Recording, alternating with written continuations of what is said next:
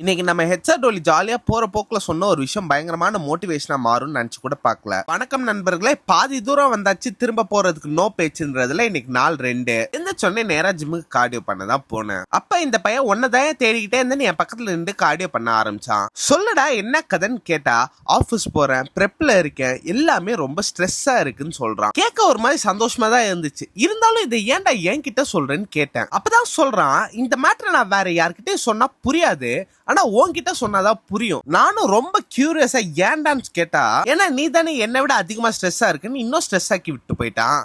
2வது நாள் இவ்வளவு டிமோட்டிவேஷனான்ட்டு ஒர்க் அவுட்ல குதிச்சிட்டேன். இன்னைக்கு ஒரு அருமையான புஷ் டே, பம்ப் பயங்கரமா இருந்துச்சு. லிங்கர்ஸ் போட்டு ஒர்க் அவுட் பண்ணா நல்லா தான் இருக்கும்னு எடுத்தேன்.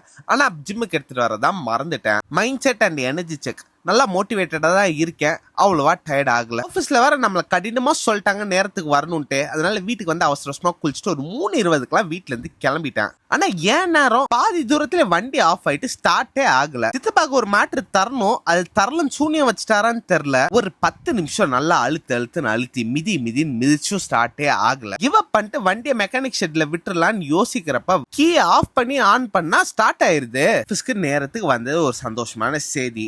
நேரத்துக்கு வரணும்னா சாப்பாடு சாப்பிட நேரம் இல்ல, அதனால ஆபீஸ்க்கே வந்து மொதமையில முடிச்சிட்டேன். கிளைகோஜன் உள்ள போவும் கண்ணு மயன் ஆயிடுச்சு. ஒரு காப்பியை போட்டதுக்கு அப்புறம் தான் நினைவு திரும்பிச்சு. இப்பதான் நம்ம ஹெச்ஆர் தம்பி உள்ள வந்தான். அவங்க அக்கா நம்மளோட ஒரு பயங்கரமான ஃபாலோவரா, நம்மள மாதிரி மிமிக்ரி எல்லாம் கூட பண்ணி காட்டுவாங்களாம். அக்காக்கு ஒரு ஹாய். ஆனா எப்படி இந்த பையனை வீட்டுல வச்சு சமாளிக்கிறீங்கன்னு தான் தெரியல. வேலைக்கு நேரத்துக்கு போகணும்னு காலைல 1 மணி நேரம் பண்ற கார்டியோ 1/2 மணி நேரம் ஆக்குனார்ல நம்ம சித்தப்பா, அதை அப்படியே விட்டுருவாரா?